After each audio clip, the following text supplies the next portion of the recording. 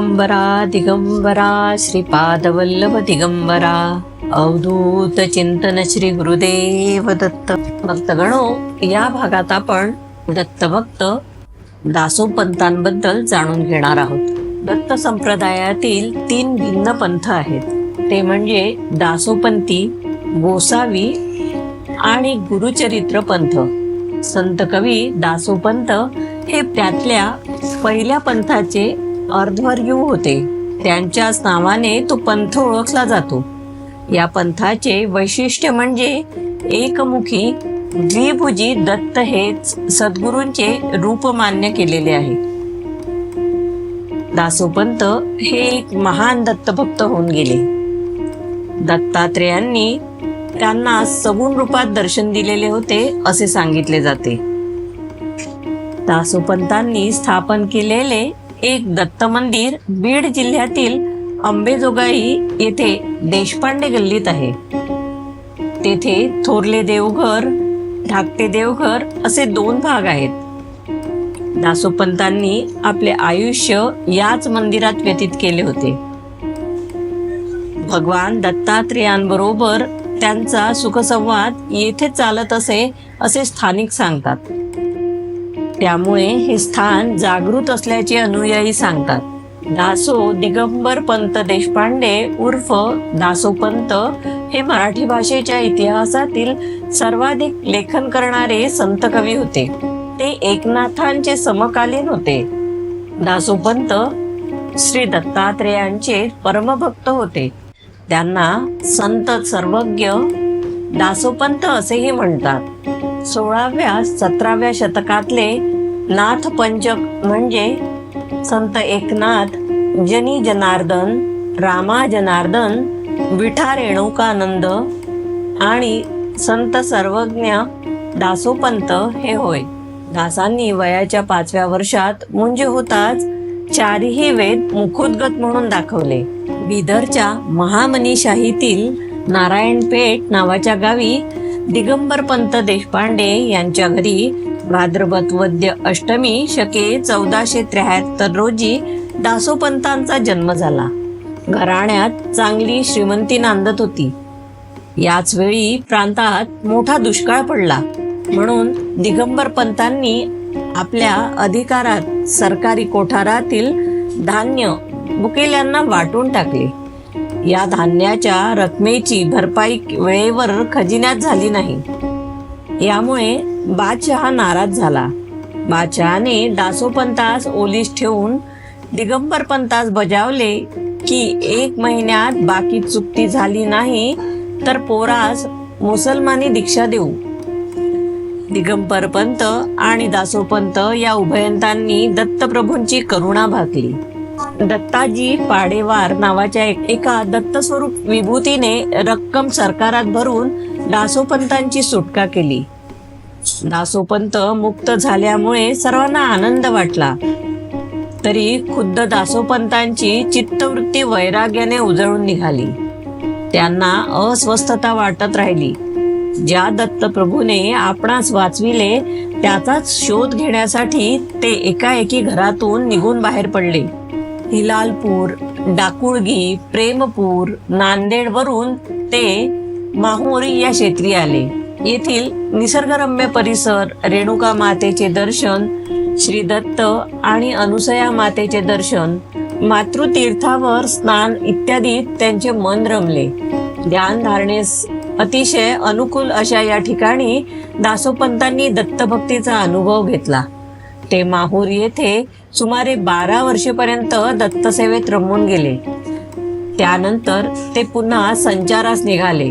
राक्षसभुवन येथील गोदामाईच्या वाळवंटात त्यांना दत्त पादुकांचा प्रसाद मिळाला. येथेच त्या एकांतवासात अवधूताचे दर्शन झाले. त्यानंतर ते पुन्हा डाकुळगीस आले. कृष्णाजी पंतास येथे त्यांनी एक दत्तमूर्ती नित्याच्या उपासनेसाठी देऊन ते वाणी संगमी आले. येथेच त्यांना त्यांच्या घरचा परिवार भेटला. 12 वर्षे पतीचा पत्ता नसल्यामुळे त्या काळच्या लौकिक रूढीप्रमाणे सौभाग्य चिन्हाचा विधीपूर्वक त्याग करण्यासाठी दासोपंतांची पत्नी आपल्या घरच्या लोकांसमवेत येथेच आली होती. अशा त्या प्रसंगात सर्वांचे मिलन झाले. वाघेश्वराच्या मंदिरात दासोपंत आपल्या आई वडिलांना आणि पत्नीला भेटले. सर्वांना अतिशय आनंद झाला. दासोपंतांनी नारायणपेठ येथील आपल्या वतनाचे दानपत्र करून ते कायमचे राहण्यासाठी म्हणून आंबेजोगाईस येऊन स्थायिक झाले. सीतोपंत देशपांडे यांनी त्यांचे शिष्यत्व पत्करून आंबेजोगाईस दासोपंतांची सर्व व्यवस्था लावून दिली.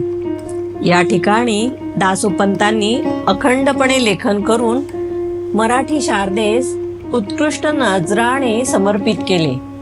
गीतावर्ण नावाचा त्यांचा एक ग्रंथ 1.25 ओव्यांचा आहे. ग्रंथराज, वाक्यवृत्ती, पंचीकरण, पदार्णव, अनुगीता, महापूजा, वज्रपंजर कवच अशी त्यांची लहान मोठ्या प्रमाणावरची रचना विपुल आहे. दत्तात्रेयांचा महिमा तर त्यांनी अनेक पदातून गायला आहे. दासोपंतांच्या दत्तोपासनेची पद्धती ही वैशिष्ट्यपूर्ण आहे. दासोपंतांच्या परंपरेत दत्तात्रेयांचे 16 अवतार प्रसिद्ध असून 17वा अवतार म्हणजे स्वतः दासोपंत असून त्यांचा उल्लेख श्री सर्वाज्ञावतार म्हणून होतो. उपासनेची त्यांनी ठरवून दिलेली पद्धती अजून चालू आहे. प्रत्येक दिवशीचा उपासना विधी, 7 वारांची वेगवेगळी भजने, पर्वकाळाची आणि उत्सवाची विशेष भजने, पदे, आरत्या, शेजारत्या, अष्टके, स्तोत्रे हे सर्व त्यांनी आखून व रचून ठेवले आहे. विशिष्ट प्रसंगी करावयाची ललिते, संगीत, टिपऱ्या यांचीही रचना केलेली आहे. नित्यासाठी दशनाम, शतनाम, सहस्त्रनाम, स्तवराज, महात्मे ही तयार करून दिलेली आहेत. उत्सव पद्धती, सेवा, अर्चन, उत्तरार्चन यांची देखील शिस्त त्यांनीच घातलेली आहे. मूर्तीच्या नित्य स्नानासाठीही काही नियम आहेत. आनंदी दत्तात्रेय देव देव हा दासोपंत परंपरेतील जयघोष आहे. दासोपंतांनी वरील प्रमाणे दत्तोपासना दृढ चालावी म्हणून दत्तात्रेयांवर अनेक प्रकारची स्फुट व प्रकरणात्मक रचना केली आहे. अवधूत राज, दत्तात्रेय महात्म्य संस्कृत, अवधूत गीता, दत्तात्रेय सहस्त्रनाम स्तोत्र, दत्तात्रेय दशनाम स्तोत्र, दत्तात्रेय षोडशनाम स्तोत्र, शतनाम स्तोत्र, द्वादश नाम स्तोत्र, सिद्ध दत्तात्रेय स्तोत्र, गुरुस्तोत्र, दत्तात्रेय नामावळी, 16 अवतार स्तोत्र, 16 अवतार प्रादुर्भाव स्तोत्र, 16 अवतार ध्यान स्तोत्र इत्यादी प्रकरणे दासोपंतांच्या परंपरेत नित्य म्हटली जातात. दासोपंतांची पदे अतिशय नादमधुर आणि भक्तिरसपूर्ण आहेत. दत्तांविषयी दासोपंतांना वाटणारी करुणा, आशा, भक्ती यांचे मूर्तिमंत दर्शन दासोपंतांच्या पदातून व्यक्त होते. अंबेजोगाईला आल्यावर त्यांनी दत्ताची उपासना अनुष्ठाने केली. दत्तप्रभू प्रसन्न झाले आणि आशीर्वाद देऊन इथेच राहण्याची आज्ञा केली. त्याप्रमाणे अंबेजोगाईस दत्त मंदिर बांधून राहण्याचे ठरविले. तेव्हा अंबेजोगाईच्या रहिवाशांनी देखील सहाय्य केले. मुकद्दमांनी दत्त मंदिर बांधायला 4 एकर जमीन दिली. त्या जागेवर त्यांनी 2 दत्त मंदिरे बांधली. पुढे त्यांचे पुष्कळ शिष्य झाले. त्यात मुख्य शिष्य घराणे मुकद्दमांचे आहे. आजही त्याच मुकद्दम घराण्याकडे गुरुपूजेचा पहिला मान दिला आहे. दासोपंतांना 2 मुले झाली होती. त्यांच्यात वाटणी करताना एकाकडे घरचे देव आणि दुसऱ्याकडे आदि गुरूंची म्हणजेच दत्तात्रेयांची मूर्ती असे वाटून झाले. परंतु त्यांच्याकडून दत्तगुरूंची मूर्ती पूजा आवश्यकच व्हावी म्हणून 2 मूर्ती पाहिजेत असे वाटून त्यांनी दोन्ही मुलांना बोलावून सांगितले, तुम्हाला 2 मूर्ती तयार करून देतो, पण मी सांगेन तसे करा. त्यानुसार त्यांनी कणकेच्या 2 मूर्ती बनविल्या, तांदूळाच्या राशीत लपविल्या आणि सांगितले, या मूर्ती 1.25 महिन्याने बाहेर काढल्या तर सोन्याच्या मिळतील, 1 महिन्याने चांदीच्या, 3 आठवड्यांनी पंचधातूच्या, तर 8-15 दिवसांनी पितळेच्या झालेल्या सापडतील. तेव्हा काय पाहिजे ते तुम्ही ठरवा आणि मूर्ती काढून प्राण प्रतिष्ठापूर्वक उत्सव सुरू करा. मुलांना महिनाभर सुद्धा धीर धरवला नाही. 3 आठवड्यातच मूर्ती बाहेर काढून पाहिल्या. त्या पंचधातूच्या एकमुखी दत्तमूर्ती होत्या. पुढे सर्व व्यवहार मुलांवर सोपवून दासोपंतांनी जपतप अनुष्ठानात वेळ घालवावा असे ठरवून रोज एका डबू पैशाच्या वजना एवढी शाई मोजून घ्यावी. ती काव्य लिखाणात आठवायची. या हेतूने काव्य लिहिले. त्यांचे बरेच महान ग्रंथ लिहून झाले. पदार्णव, गीतार्णव, पासोडीवर काव्यलेखन, 16 दत्तावतारांची माहिती आणि पूजा उत्सव पद्धत असे सर्व ग्रंथ तयार झाले. ही त्यांची भक्ती पाहून श्री दत्त प्रसन्न तर होतेच, पण त्यांचे रोजचे लिखाण होईपर्यंत स्वयं समोर येऊन उभे राहत. एकदा काय झाले, श्री एकनाथ महाराज पैठणहून मुद्दाम त्यांचे काव्य पाहण्याकरिता आले. ते येऊन 10 ते 15 घटका झाल्या तरी दासोपंतांनी वर पाहिले नाही. त्यांना तशी चाहूलच लागली नाही, कारण ते एवढे तन्मय होत असत की समोर दत्तप्रभू उभे असतील याचे सुद्धा त्यांना भान नसे. परंतु एकनाथ महाराजांचा गैरसमज होऊन आपण आल्याची जाणीव करून देत ते म्हणाले, समोर दत्त उभे आहेत, मी अतिथी येऊन ठाकलो. तुला जर का अतिथीचे देवाचेही भान राहत नाही तर ते काव्य कुणालाही ठाऊक होणार नाही. मग दासोपंतांनी त्यांचे पाय धरून क्षमा मागितली आणि म्हटले, मी हे जाणून बुजून दुर्लक्ष केले नाही, मला समजलेच नाही आपण आलेले, तरी शाप मागे घ्या. तेव्हा एकनाथ महाराज बोलले, आता शाप मागे घेता येत नाही, पण उशाप देतो की 500 वर्षानंतर एक श्री दत्तावतारी महान पुरुष येईल आणि त्या काव्याचे प्रकटीकरण म्हणजेच भाषांतर करून देईल. तेव्हा समाजाला कळेल. जरी उत्सवात तुझे शिष्य ते पद गातील तरी त्याचा अर्थ मात्र कळणार नाही. पण जेव्हा श्री दत्तावतारी पुरुष येऊन त्याचे संस्कृत भाषांतर करील तेव्हाच अर्थ कळेल. पुढे पंतांनी आपले कर्तव्य आणि जनतेला मार्गदर्शनाचे कार्य पूर्ण करून अंबेजोगाईला नृसिंह तीर्थ हे आपले समाधी स्थान निवडले. तिथे नृसिंह मंदिर आहे. 2 महादेवांची मंदिरे आहेत. काही लेण्या आहेत. समोर 3 तीर्थेही आहेत. अशा निवांत स्थानी त्यांनी समाधी घेतली. त्यांनी जरी समाधी घेतली तरी अजूनही जे कोणी भक्त निर्मळ मनाने भक्ती सेवा करतील त्यांना दर्शन देतात. पुढे काही दिवसांनी माळेगावी देवाच्या उत्सवाच्या खर्चासाठी जमीन मिळाली होती. ती जमीन नांगरताना त्या ठिकाणी एकमुखी काळी पाषाणाची मूर्ती सापडली. अगदी नुकतीच घडविल्यासारखी सुबक आहे, तेजस्वी आहे आणि जागृत दैवत आहे. तिथेही उत्सव होत असतो. पुढे फिरत फिरत परमपूज्य श्री वासुदेवानंद सरस्वती टेंबे स्वामी अंबेजोगाईला आले. त्यांनी सर्व माहिती काढून जनकल्याणार्थ ते सर्व साहित्य सोप्या भाषेत लिहून ठेवले. तेव्हापासून सर्व जनतेला कळू लागले. दासोपंतांनी 2 मुलांसाठी एकसारखी 2 दत्त मंदिरे बांधून ठेवली.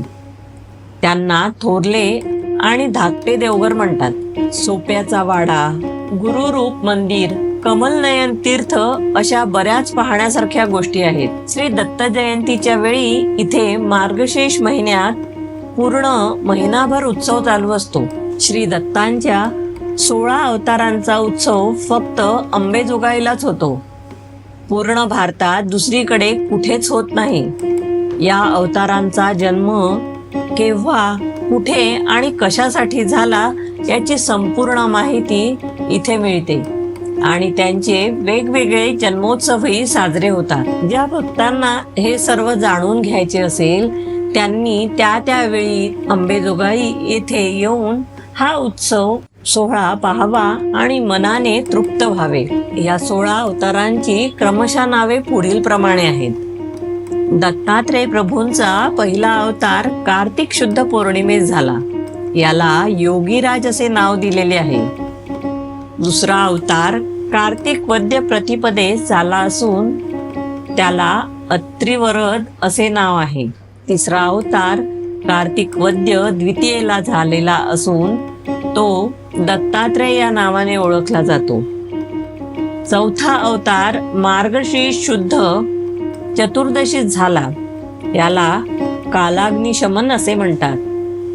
पाचवा अवतार मार्गशीर्ष शुद्ध पौर्णिमेस झाला. याला योगी जनवल्लभ असे म्हणतात. सहावा अवतार पौष शुद्ध पौर्णिमेस झाला असून याला लीला विश्वंभर दत्त असे म्हणतात. दत्त प्रभूंचा 7वा अवतार माघ शुद्ध पौर्णिमेस झाला असून याला सिद्धराज असे म्हणतात. 8वा अवतार फाल्गुन शुद्ध दशमीस झाला. हा ज्ञानसागर या नावाने ओळखला जातो. 9वा अवतार चैत्र शुद्ध पौर्णिमेस झाला. तो विश्वंभरावधूत या नावाने प्रसिद्ध आहे. दत्तगुरूंचा 10वा अवतार वैशाख शुद्ध चतुर्थीस झाला असून त्याला मायामुक्त अवधूत असे म्हणतात. 11वा अवतार ज्येष्ठ शुद्ध त्रयोदशीस झाला असून तो मायासहित अवधूत या नावाने प्रसिद्ध आहे. दत्तगुरूंचा 12वा अवतार आषाढ शुद्ध पौर्णिमेस झाला असून त्याला आदिगुरु नाव देण्यात आलेले आहे. ही पौर्णिमा गुरुपौर्णिमा या नावाने सर्वत्र ओळखली जाते. दत्तात्रेयांचा 13वा अवतार शिवरूप श्रावण शुद्ध अष्टमीच्या दिवशी झाला. दत्तात्रेयांचा 14वा अवतार भाद्रपद शुद्ध चतुर्दशी झाला असून त्याला देवदेव किंवा देवदेवेश्वर असे म्हणतात. दत्तात्रेयांचा 15वा अवतार अश्विन शुद्ध पौर्णिमेस झाला असून त्याला दिगंबर हे नाव देण्यात आले. सद्गुरु भगवान श्री दत्तात्रेय यांचा 16वा अवतार कार्तिक शुद्ध द्वादशी झाला असून तो श्री कृष्ण श्याम कमलनयन या नावाने ओळखला जातो. असे हे दत्तात्रेय यांचे 16 अवतार आहेत. भक्तजनांच्या सोयीसाठी आम्ही 16ही अवतारांची चतुर्थ नावे पुढील प्रमाणे सांगत आहोत. ओम योगीराजाय नमः. ओम अत्रिवरदाय नमः. ओम दत्तात्रेयाय नमः. ओम कालाग्निशमनाय नमः. ओम योगीजनवल्लभाय नमः. ओम लीला विश्वंभराय नमः. ओम सिद्धराजाय नमः. ओम ज्ञानसागराय नमः. ओम विश्वंभराय नमः. ओम मायामुक्तावधूताय नमः. ओम मायायुक्तावधूताय नमः. ओम आदिगुरवे नमः. ओम शिवरूपाय नमः. ओम देवदेवाय नमः किंवा ओम देवदेवेश्वराय नमः. ओम दिगंबराय नमः किंवा ओम दिगंबरावधौताय नमः. ओम श्री कृष्ण श्याम कमल नयनाय नमः. याप्रमाणे नावे घेऊन त्या अवतारांची पूजा करावी. द्राम हे दत्तात्रेयांचे मुख्य बीजाक्षर आहे. हा दत्तात्रेयांचा एकाक्षरी मंत्रही आहे. अधिकारी लोकांनी ओमच्या पुढे द्राम हे बीजाक्षर उच्चारून गुरूंनी उपदेशिल्याप्रमाणे वर दिलेल्या नमूद नावांचा मंत्रजपही करण्याची पद्धत आहे. दत्तात्रय प्रभूंच्या या अवतारांपैकी काही अवतार 12 महिन्याचे अधिपती मानले आहेत. मार्गशीर्ष महिन्याचे अधिपती प्रत्यक्ष दत्तात्रेयच आहेत. तर लीला विश्वंभर दत्त हे पौष महिन्याचे अधिपती आहे. माघ महिन्याचे अधिपती सिद्धराज असून ज्ञानसागर हे फाल्गुन महिन्याचे अधिपती मानले जातात. विश्वंभर दत्त चैत्र महिन्याचे अधिपती असून मायाभक्त अवधूत हे वैशाख महिन्याचे अधिपती आहेत. मायायुक्त अवधूत हे ज्येष्ठ महिन्याचे अधिपती मानले आहेत. तर आषाढ महिन्याचे अधिपती आदिगुरु दत्तात्रेय आहेत.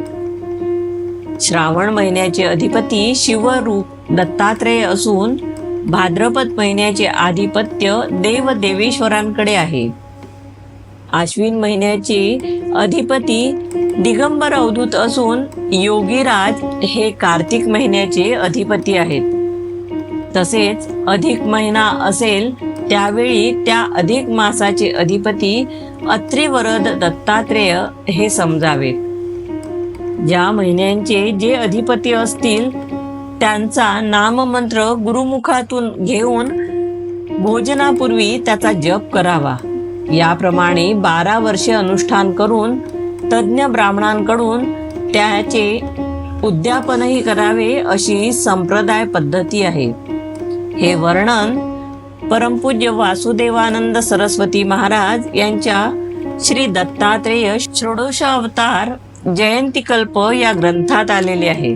श्री दत्तात्रेयांनी अवधूत रूपाने दर्शन दिल्यानंतर यदुराजाला स्वतःच्या अखंड नंदाचे परिपूर्ण आनंद स्वरूपाचे कारण त्यांना वेगवेगळ्या परंतु नित्य परिचयातीलच 24 गुरूंपासून मिळालेले ज्ञान आहे हे सांगितले. अशा सर्वज्ञ दत्तात्रेयांना त्रैलोक्य गुरु म्हटले आहे. दत्तभक्त दासोपंत देशपांडे यांच्या आंबेजोगाई येथील देवघर या मंदिरात श्री दत्तात्रेयांनी देखील धारणा केलेल्या 16 अवतार निरनिराळ्या महिन्यात विशिष्ट मुहूर्तावर त्यांच्या पंचधातूमध्ये घडविलेल्या 16 मूर्ती आजही जतन केलेल्या आपल्याला दर्शनासाठी उपलब्ध आहेत. दासोपंतांच्या कालखंडाच्या नंतर सुमारे 3 शतकानंतर श्री दत्तात्रेयांच्या आज्ञेने सर्व जीवन आचरणाऱ्या परमपूज्य श्री वासुदेवानंद सरस्वती स्वामींनी अंबेजोगाईला काही दिवस राहून त्या परंपरेत उपलब्ध असलेल्या अवतार कथांच्या अनुरोधाने षोडशावतार चरित्रे संस्कृतमध्ये विधान कथा रूपाने लिहिली. तथापि त्या अवतारांची ध्याने प्रत्यक्षात अस्तित्वात आहेत. दासोपंतांची पासोडी. दासोपंतांच्या वाङ्मय मंदिराचा कळस म्हणजे त्यांची पंचीकरण पासोडी होय. 50 फूट लांब आणि 4 फूट रुंद अशा कापडावर पंचीकरण अध्यात्म ज्ञानाचा विषय चित्राकृतीतून मांडलेली ही पासोडी मराठी संत वाङ्मयात अनन्य, अपूर्व आणि एकमेवाद्वितीय अशीच म्हणावी लागेल. प्राचीन काळी पांघरण्यासाठी वापरण्यात येणाऱ्या जाड्या भरड्या कापडास पासोडी म्हणत असत. या कापडावर खळीचे लेप देऊन सुकविले जाते. ग्रॅफाइटची पावडर कवड्यांच्या सहाय्याने घासून हा कपडा गुळगुळीत केला जातो. या प्रक्रियेतून पासोडी टिकाऊ आणि मजबूत बनविली जाते. अशा पासोडीवर वेदांताचे आकृतीसह स्पष्टीकरण देताना, कपाटाकृती विवरणात्मक मांडणी करताना कागदाला कागद जोडून लिहिणे गैरसोयीचे आणि त्याची काळजीपूर्वक हाताळणी करणे व ते दीर्घकाळ टिकवणे अशक्य आणि अवघड झाले असते. म्हणूनच पिढ्यानपिढ्या हा अमूल्य विषय अमीट राहावा या उद्देशाने दासोपंतांनी कापड हे वैशिष्ट्यपूर्ण माध्यम वापरून चित्राकृतीतून अध्यात्मासारखा विषय प्रतिपादन करणे ही कल्पनाच मुळात अभिनव आहे. यातूनच दासोपंतातील कलावंतांच्या सर्जन आणि सृजन शक्तीचे दर्शन घडते आणि अभिजात शिक्षकही मनात ठसतो. विषयांची मांडणी करताना त्या अनुषंगाने त्यांनी अश्वत्थ वृक्ष, सर्प, भावचक्र, पंचकोशचक्र, स्थूलादी देहचक्र, श्री दत्तमूर्ती, माला, त्रिशूल, शंख, डमरू, कमंडलू, चक्र आणि हंस या चित्रांचे रेखाटन केले आहे. दासोपंत एक उत्तम चित्रकार होते याची साक्ष पासोडीतील चित्रावरून सहज मिळते. संपूर्ण पासोडीच्या भोवती सुरेख आणि सुबक अशी वेलबुट्टी काढलेली आहे. चित्रातील रेषा अत्यंत भावसूचक भासतात. त्यातील वळणे कुशल चित्रकाराची दर्शन घडवितात. विशेष गोष्ट अशी की प्रत्येक चित्रात त्यात मावेल असा त्या चित्राचा कार्यकारण भाव व्यक्त करणारा मजकूर योजनाबद्ध रीतीने लिहिलेला दिसतो. कुठेही अक्षरांची दाटी नाही किंवा बळेच मजकूर कोंबून बसवलेला नाही. कुठेही खाडाखोड नाही. नियोजनपूर्वक संतुलित असे हे नेटके चित्रमय वाङ्मय विलक्षण म्हणावे लागते. शास्त्राच्या अनुषंगाने विचार केल्यास वेदांत शास्त्रातील पंचकोश चक्र दर्शविण्यासाठी त्यांनी हृदयाच्या आकाराप्रमाणे चित्राकार घेतला आहे. अश्वत्थ वृक्षाची अप्रतिम मांडणी, सर्प आणि हंसातील सजीवपणा किंवा स्थूलादी देह चक्रात तांबड्या निळ्या रंगाचा केलेला वापर, तसेच कपाटाकृतीच्या आधारे केलेली शिक्षकी शैलीतील मांडणी यावरून अत्यंत परिश्रमपूर्वक आणि अभ्यासपूर्ण केलेली ही वाङ्मयात निर्मिती आहे हे लक्षात येते. प्राचीन काळापासून विश्वाचे मूळ शोधणे, सृष्टी प्रक्रियेला सांख्य योगाधाराने पंचीकरणाद्वारे मांडून पाहणे हा मानवी प्रज्ञेचा आविष्कार होय. यात प्राचीन ऋषी मुनींपासून मुकुंदराज, यंबक, ज्ञानेश्वर, सोपानदेव, जनार्दन स्वामी, मृत्युंजय स्वामी, रंगनाथ बुवा, निगडीकर, दीनकवी, हरिबुवा, मौनी स्वामी इत्यादींनी पंचीकरणावर स्वतंत्र रचना केल्या.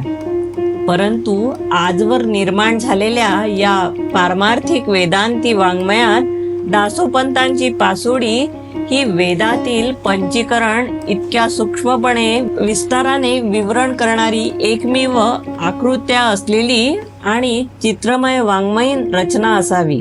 पंचीकरण विषयाची स्वानुमते चिकित्सात्मक मांडणी दासोपंतांनी केली आहे.